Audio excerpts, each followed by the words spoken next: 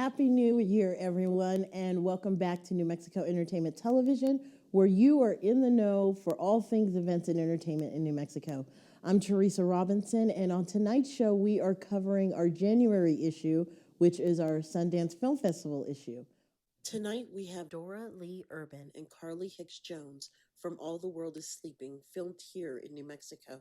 Comedian Jamar Hall discussed the Wednesday night shows at Uptown Funk, and actor Kenneth McGlothin talks about his new film premiering at the Sundance Film Festival, When You Finish Saving the World. So, let's get started. The new film, All the World is Sleeping, produced by Bold Futures, sheds light on the realities of addiction and the resources that are so desperately needed for families living in cycles of addiction. The film will make its debut at the Las Cruces Film Festival in March. Tonight we have executive producers Doralee Urban and Carly Hicks-Jones to discuss the making of the film and the importance of its message. So hello, ladies. Thank you for joining us tonight. Hello. Thank you. Thank you for having us. So first of all, congratulations that the film's going to be shown at the Las Cruces Film Festival in March. Yes. Is that good? So how does it feel? That's wonderful. We've been having such a great adventure, Dora and I. That's for sure. So where did the inspiration from this film, like where did it originate? How did it all start? Well, 4 years ago,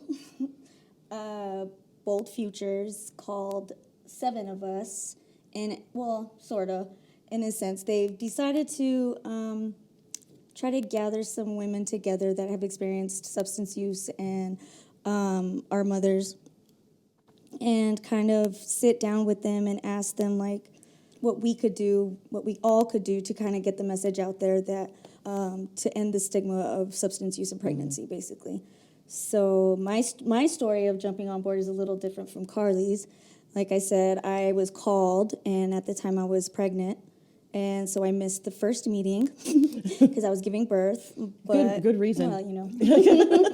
And yeah, and I was a part of this whole thing. We sat down, we just talked. We shared our lives and our experiences. We met each other. We bonded through tears, and you know, really put our heart on the line for this.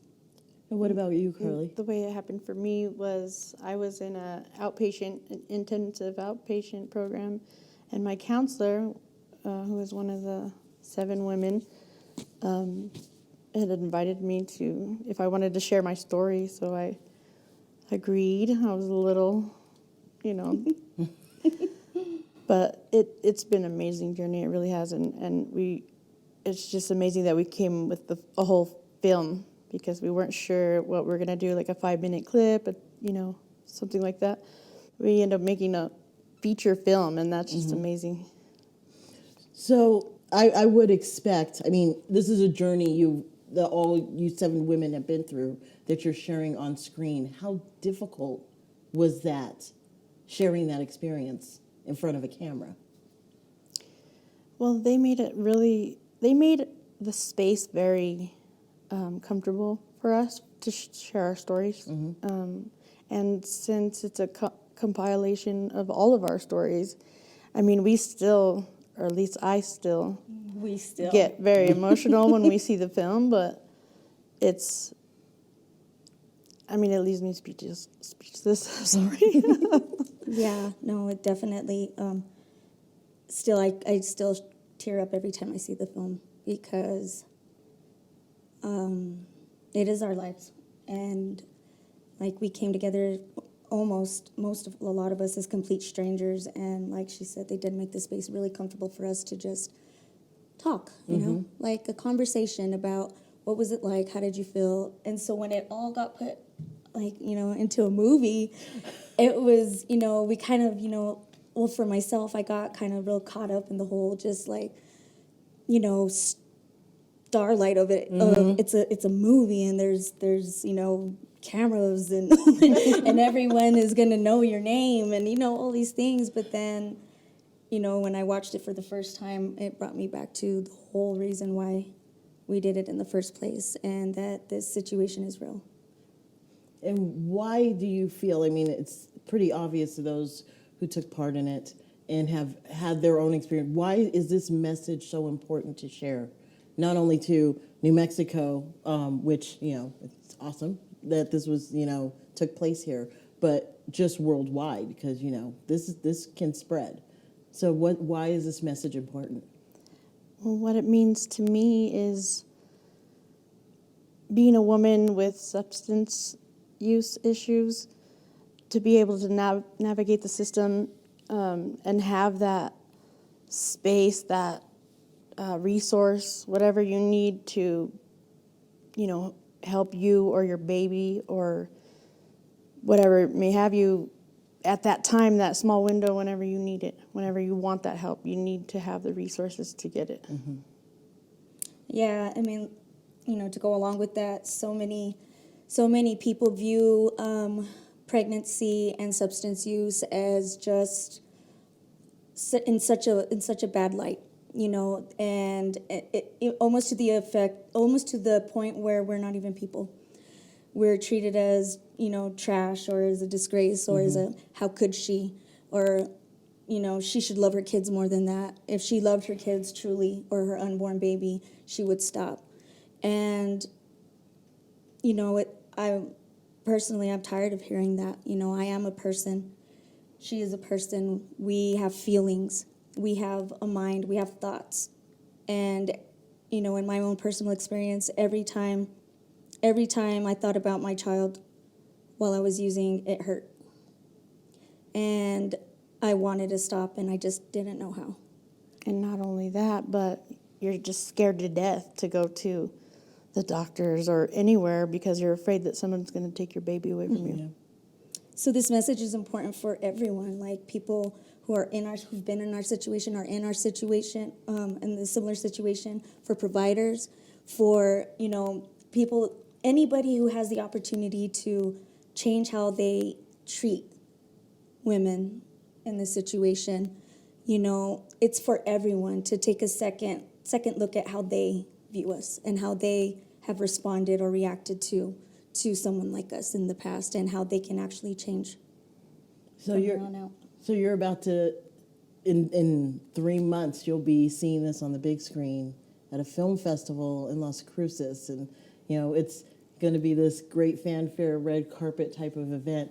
As you're experiencing that, what do you feel is the greatest lesson experience that you learned from all of this?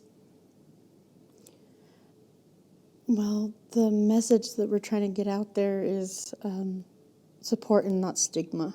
Agreed on that one as well. Like, that is the message. I think the lesson, if there was a lesson at all that I learned out of this, is that no matter how much fun and how great, and of a success my life is, it's still real. And during this 4-year process, a lot has happened. And a lot of us women are not in the same space or have gone through some changes in between these 4 years. I mean, in my life alone, it's 4 years has covered a lot. And so what I've learned is, like, it's never ending. And it's a battle, and it's a journey, and it's something that we can never give up on. Well, Doralee and Carly, thank you for coming out. And let me say, for you to share something so personal and close, the struggle that you have gone through, and as you have said, it's a daily struggle. I applaud you for your hard work, and thank you for sharing it with us. Thank you. Appreciate it. Now we have the sneak preview of the trailer for All the World is Sleeping. Sometimes I can feel the sky as it rotates.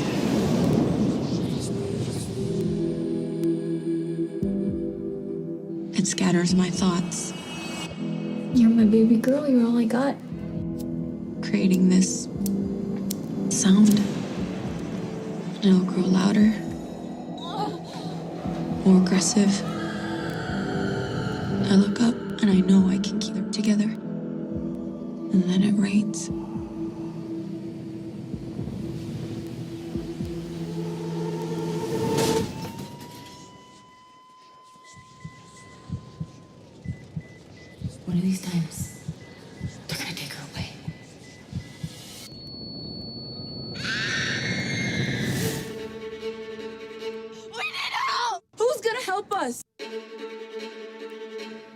Why are you here? Because I need to get my daughter back. You can do something for the world that's beyond yourself. You think you got like a choice, really? We gotta fight.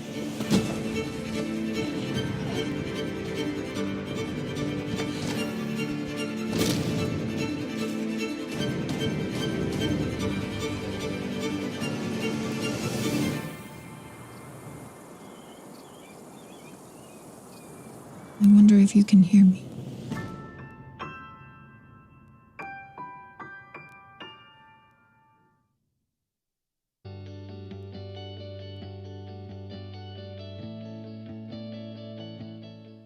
The film industry is by nature an itinerant business. It'll always migrate to the cheapest, easiest place to shoot. So, in addition to providing good pay, New Mexico Lensed Movies are giving locals a crash course on how to write, direct, and produce their own films, so the industry can continue here even after Hollywood studios move on. It's great that films and TV are being filmed in New Mexico. New Mexico has such a diverse community. It's got really great views of mountains and the skies. It's got it all, wide open spaces. But the biggest thing is the people that make it up. They're just really great and friendly, and everybody steps up for each other, especially in a pandemic.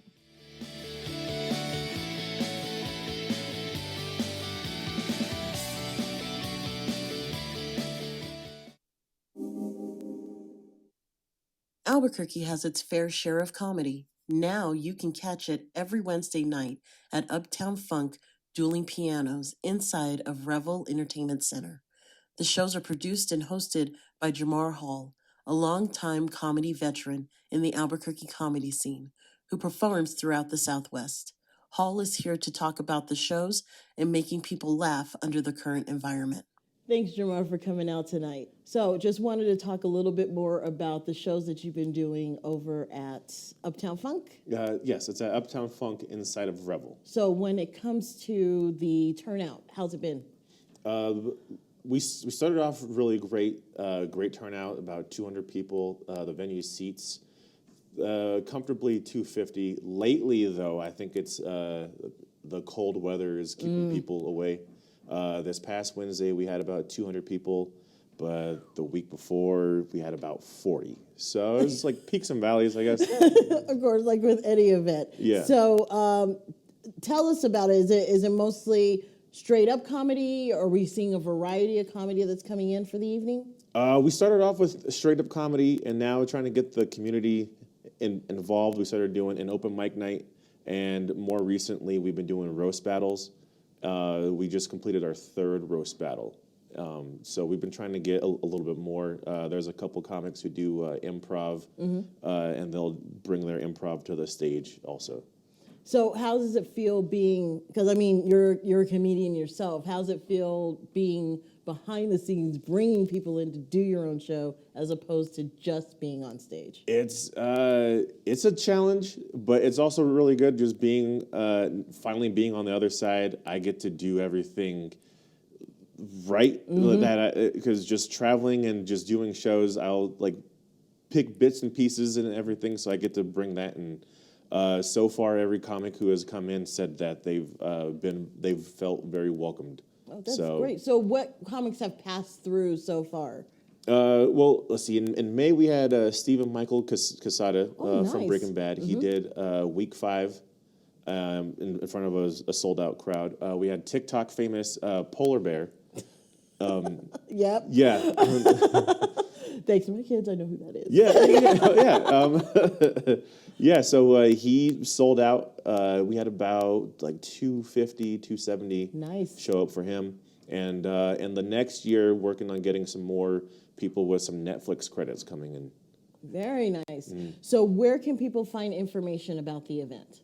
Information, they can go to Revel, and they'll have the more recent shows posted. They can also go to my Instagram page, and I keep that updated. And my Instagram is the Wordsmith. It's a little misspelled. It's the WURDSMIFF because Because you have to be different. Well, that and the actual Wordsmith was taken. So You had to find a creative way to do it. and I still wanted to be the wordsmith. I just had to kind of tweak it a bit. You got to do what you got to do. Yeah, and I also just started an Instagram page for it's Uptown Funk Comedy. Very nice. I have a email link, so people who are interested in performing, they can go to the email link and submit a tape. Great. Thank you, Jamar, for coming out and Yeah, telling thank you. us more Appreciate about it. the event. We'll be back.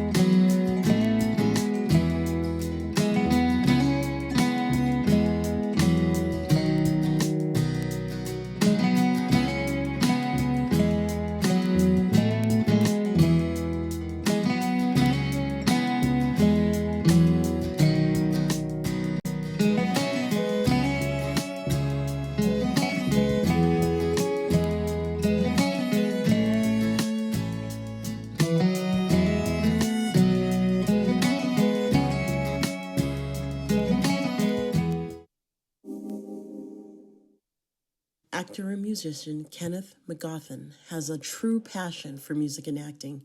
After a serious setback this past year, he is even more determined to hold true to the crafts he loves. McGlothin is here tonight to talk about his role in the Sundance premiere film, When You Finish Saving the World, and his future endeavors.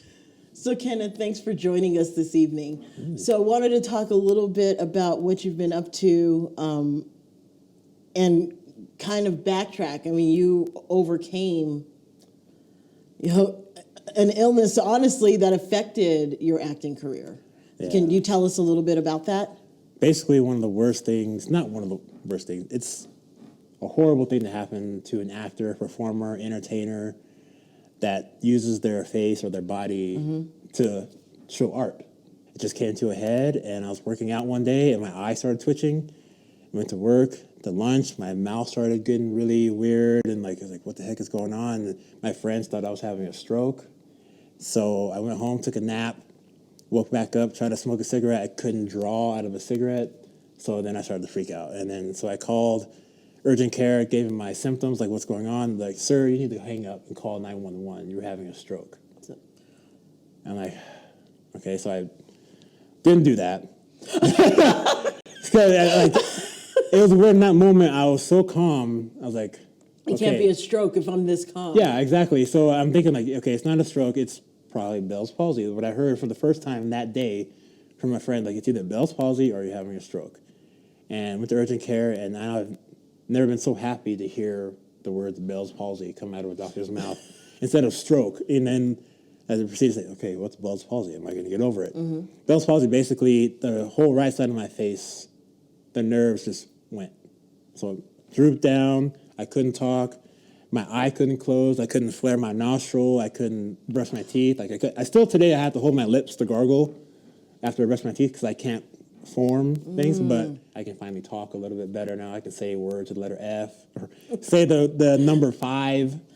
I literally had to hold my lips and say letters and numbers with the letter F in it and certain things. But you go through things like that just to make you better, and this is a story to tell. Exactly. Thankfully, I got through it, and still dealing with some symptoms, but got through it, and now I'm here telling you the story. That's what happened. And not only that, I'm glad to have you here because your film that you were just in is being featured at Sundance this year.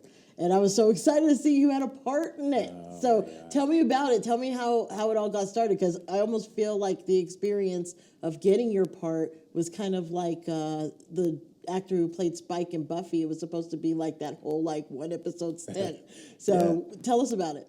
Basically, Jesse came in town to do some recruiting and some looking around for his film.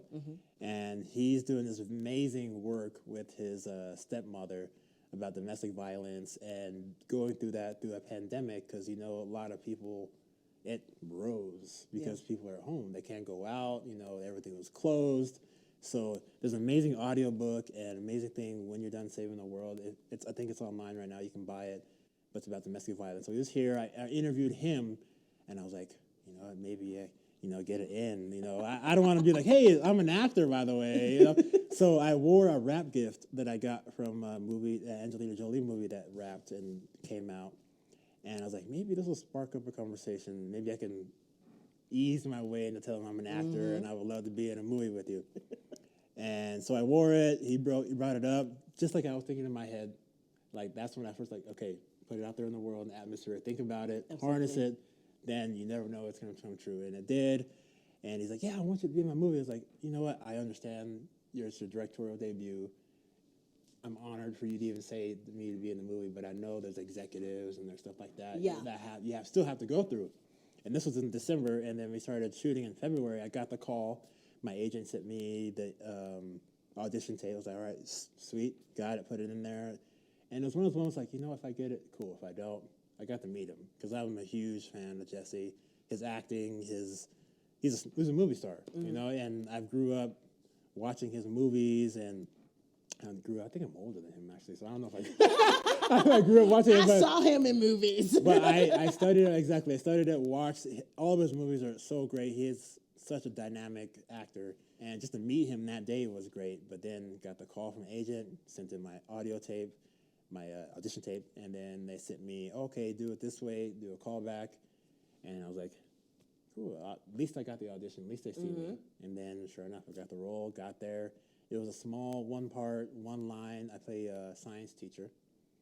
And then he's just such a great guy dealing with so much around him because I think he's been on set so much. Acting, you get the bug of wanting to direct. Yeah. And I think he saw things that he didn't see. We all experienced, I want to do this. And then, oh, gosh, what am I doing? But but he handled it well. Everybody, and this is through a pandemic. Exactly. Everybody has to wear masks. There's A team, B team. There's so much stress. Everybody has to take a test. I had to take 8 COVID tests before I was even able to be on set.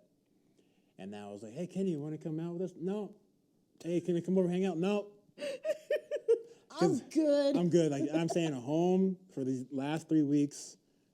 I'm not hanging out with anybody because that would just be the killer. Get the part and then, test positive and you can't even be on set. So that was...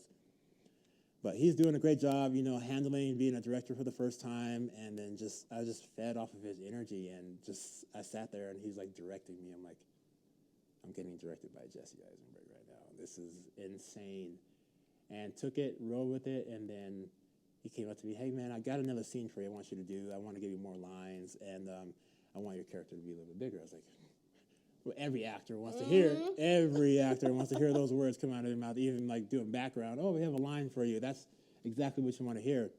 So I got to be on set and did my stuff and left and got to see other local crew members out here in New Mexico, and it was an experience to just talk about every time and to know that my goal was to be in a film at Sundance. My whole 18 years of being an aspiring actor, and to have him now. I'm going to be in a movie that's at Sundance, and that's just the starter. Even though I've been doing it for 18 years, I feel like this is the start of something I need to just continue to push harder on. And not only did you get directed by Jesse Eisenberg, but you were in there with Julianne Moore and Emma Stone, and the list of actors in this film. I couldn't even imagine it. What was the camaraderie on set? Unfortunately, I didn't actually get to work with Emma because Emma was only producing. She was, I think it was the executive producer or producer. So I got to actually talk with her. We did a table read via Zoom. Mm-hmm. So we got to see her, got to talk to her. She introduced herself. So I had a conversation. I was in the same room with Emma, but didn't get to actually meet her. I didn't get to meet Julianne, but I got to work with her via Zoom, see her talk and see her work and them being hash that out you're stuff. doing this during the pandemic, for Pete's sake, some things are going to have to be done in particular ways. Being on a call. I'm sorry, just being on a call with her, I think would be amazing. Oh, that I have zero. I was like, oh my god, I'm on a Zoom call. There's Emma.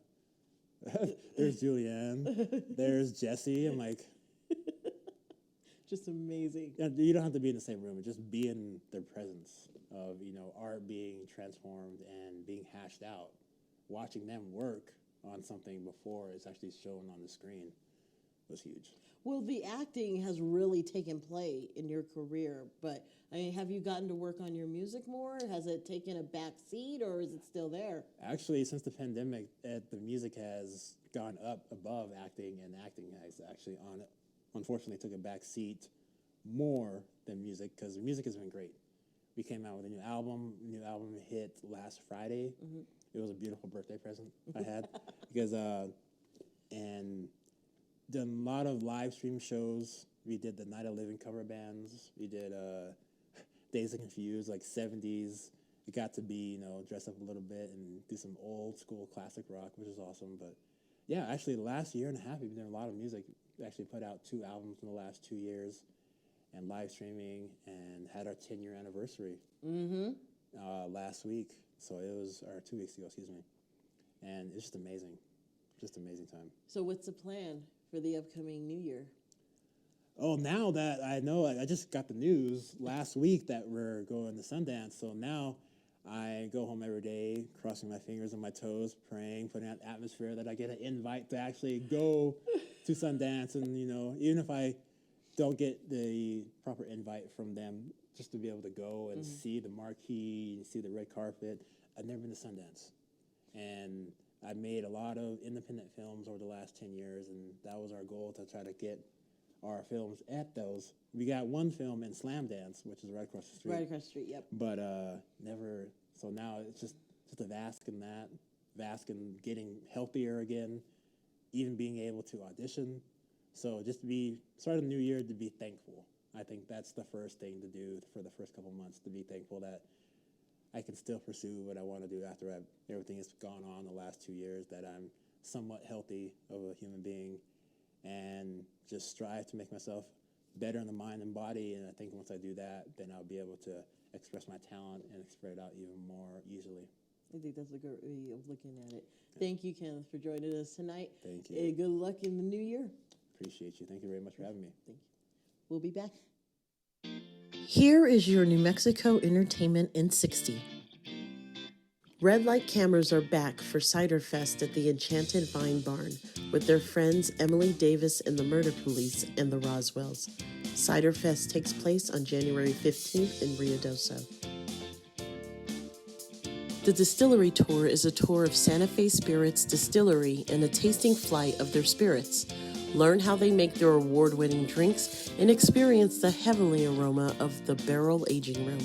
The Distillery Tour runs through January in Santa Fe. Don't throw away your shot to see Hamilton. The award-winning musical will make its way to the Pulp Joy stage on January 25th through February 13th in Albuquerque. This has been New Mexico Entertainment in 60. For more events and entertainment, visit nmentertains.com. Thank you for tuning in tonight to New Mexico Entertainment Television, where you are always in the know. Join us next month, where we will be covering our February issue, which is the love issue. Obviously, we'll be covering things for Valentine's Day, but talking about the things we love here in New Mexico. So join us next month, and we'll see you then. Good night.